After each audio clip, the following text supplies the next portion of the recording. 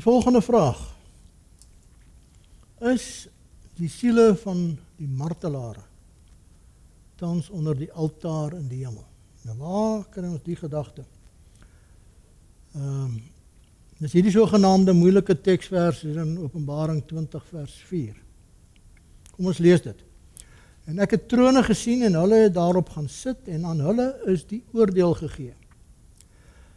En ek het die siele gesien van die wat onthoof is oor die getuienis van Jesus en oor die woord van God, en die wat die dier en sy beeld nie aanbid nie, en die merk op hulle voorhoof op hulle hand nie ontvang het nie, en hulle het geleef as konings, en as konings geregeer saam met Christus 1000 jaar lang.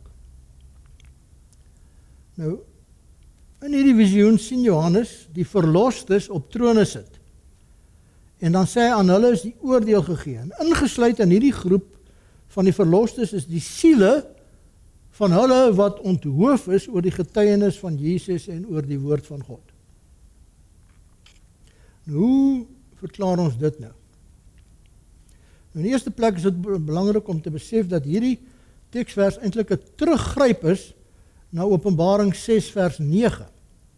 Openbaring 6 vers 9 sê en toe hy die 5de seël oopgemaak het, sienlik onder die altaar die siele van die wat gedood is ter wille van die woord van God en die getuienis wat hulle gehad het. So hierdie vers handel dus oor hulle wat gedood is as gevolg van hulle geloof en hulle gehoorsaamheid aan die dra van die getuienis van Jesus. Hulle siele word daar onder die altaar gesien. Hierdie beeld, my liewe broer en suster, word direk uit die Oud-testamentiese offerstelsel getrek en moet dus eintlik simbolies verstaan word. Die brandofferaltaar daar in Levitikus 4 vers 7 was die plek waar die offerande geoffer is en waar die offerande verbrand is. Die heiligste gedeelte van daardie offer was natuurlik die bloed. Die bloed wat die lewe gesimboliseer het. Wanneer die bloed uitgeloop het, het die mens of die dier gesterf. En dan word daar van hierdie bloed gesê, want die siel van die vlees is in die bloed. Levitikus 17:11. So, omdat die lewe aan God behoort, is die bloed van die geslagte diere gedreineer en is hulle uitgegiet onder die altaar. Daar langs aan die altaar, en ons lees daarvan, daar onder die altaar, by daai bak is die bloed uitgegiet. Levitikus 4 vers 7, en hy moet al die oorige bloed van die bul uitgiet aan die onderkant van die brandofferaltaar. En dit word weer herhaal in Levitikus 8 vers 15. En Moses het dit geslag en die bloed geneem en daarvan met sy vinger rondom die horings van die altaar gestryk en die altaar ontsondig, maar die oorige bloed het hy aan die onderkant van die altaar uitgegooi. Levitikus 9:9, en die seuns van Aaron het die bloed na hom gebring en hy het sy vingers in die bloed gesteek en dit aan die horings van die altaar gestryk en daarna het hy die oorige bloed aan die onderkant van die altaar uitgegiet. Met ander woorde, Johannes sien in hierdie visioen die beeld van die gehoorsame martelare wat onder die altaar is omdat hulle lewensbloed uitgegiet is as 'n offerande aan God. En hierdie toneel van die opening van die 5de seël beeld met ander woorde eintlik daardie tydperk van die martelare in die kerkgeskiedenis uit, toe die 5de seël geopen is. En Johannes gebruik die simboliek ontleen aan die Ou Testament, dis 'n offerstelsel, om God se gehoorsame kinders wat gesterf het as gevolg van hulle geloof daar in daardie martelaarstyd en hulle bloed laat vergiet het as 'n offerande aan God, om dit so te beskryf. En dan lees ons dat hierdie siele onder die altaar roep uit. Openbaring 6 vers 10. Hoe lank, o heilige en waaragtige heerser, oordeel en wreek u nie ons bloed op die bewoners van die aarde nie. Hierdie uitroep herinner ons aan die bloed eintlik van Abel, wat daar uit die grond uit tot God geroep het. Ons lees daarvan in Genesis 4 vers 10. En hy sê, wat het jy nou gedoen? Die stem van die bloed van jou broer roep na my van die aarde af. So net soos wat Abel se bloed tot God geroep het as gevolg van sy dood, so roep die martelare deur die eeue se bloed uit tot God, omdat hulle onskuldig en onregverdig vervolg en gedood is oor hulle gehoorsaamheid aan die Here. Nou alhoewel hierdie oproep of pleitroep nie 'n pleit vir straf of oordeel is nie, of wraakneming is nie, maar eintlik 'n pleit vir geregtigheid en regverdigheid wat moet geskied.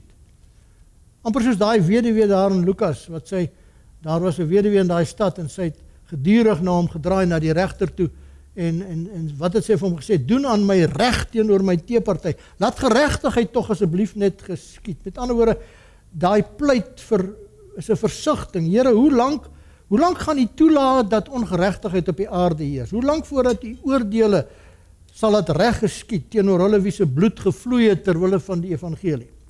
Hoe lank, o Here, was deur die eeue die aanhoudende geroep van God se verdrukte kinders hier op aarde?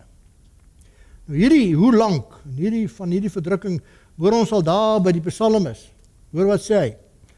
O God, heidene het gekom in U erfdeel. Hulle het U heilige tempel verontreinig, Jerusalem tot puinhope gemaak. Hulle het die lyke van U knegte aan voëls van die hemel tot spys gegee, die vlees van U gunsgenote aan die wilde diere van die veld. Hulle het hulle bloed rondom Jerusalem soos water uitgestort sonder dat iemand hulle begrawe.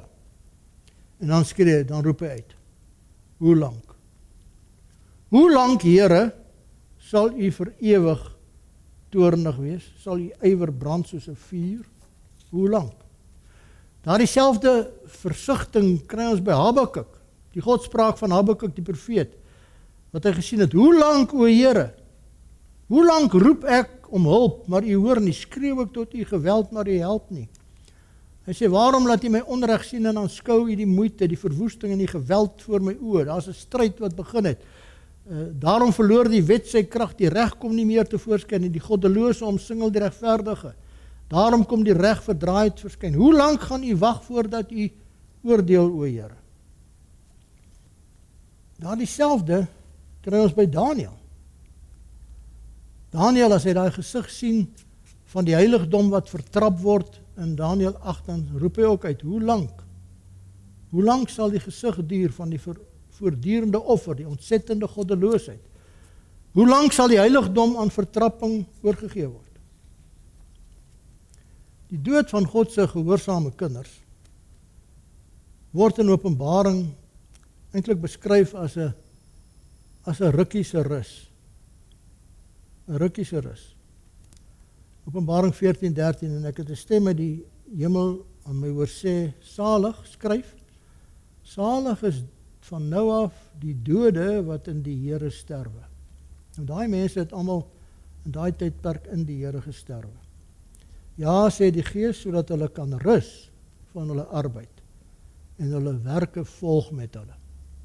Hulle werke sal nie vergeet word nie, maar hulle sal vereers gaan rus. Hulle word nie lewend voor die wederkoms van die Here nie. En daarom sien Johannes hierdie selfde groep wat hy in Openbaring 6 gesien het, wat onder die altaar, die siele onder die sogenaamde siele onder die altaar, sien hy hulle weer in Openbaring 19. En hy sien hulle midde in die juigende verloste skare voor die troon van God staan, omdat Babylon geoordeel is. Babylon, wat die bloed van die diensknegte op hulle hande het, is geoordeel. Openbaring 19:1, en na hierdie dinge het ek iets soos 'n groot stem van 'n groot menigte in die hemel gehoor wat sê, Halleluja, die heil en die heerlikheid en die eer en die krag aan die Here onse God. En dan sê hy in die tweede vers, want sy oordeele is waaragtig en regverdig, want hy het die groot hoer geoordeel, wat die aarde met haar hoerery verderf het. En hy het die bloed van sy diensknegte op haar gewreek. Met ander woorde, die geregtigheid het geskied. En later sien hy dan die siele van hulle wat onthoof is oor die getuienis van Jesus, en die woord van God lewendig word by die wederkoms, en hy sien hulle saam met Christus regeer vir 1000 jaar lank. En dan maak hierdie gedeelte eers vir ons sin, as ons die agtergrond van dit alles verstaan. Openbaring 20 vers 4, en ek het trone gesien, en hulle daarop gaan sit, en aan hulle is die oordeel gegee. En ek het die siele gesien van die wat onthoof is oor die getuienis van Jesus en oor die woord van God. En die wat die dier in sy beeld nie aanbid het nie, en die merk op hulle voorhoof en op hulle hand nie ontvang het nie. En hulle het geleef en as konings regeer, saam met Christus die 1000 jaar lang.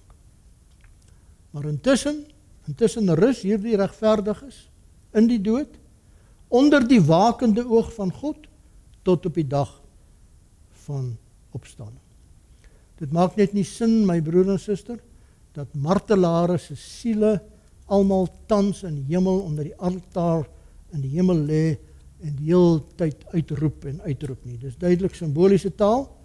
Die regverdiges en alle martelare van alle eeue rus in die dood onder die wakende oog van God tot by die opstanding. En dan kom die uitvoerende oordeel en dan sal hulle bloed finaal gewreek word wanneer die goddelose in die poel van vuur en die Satan saam met hulle daarin gegooi sal word.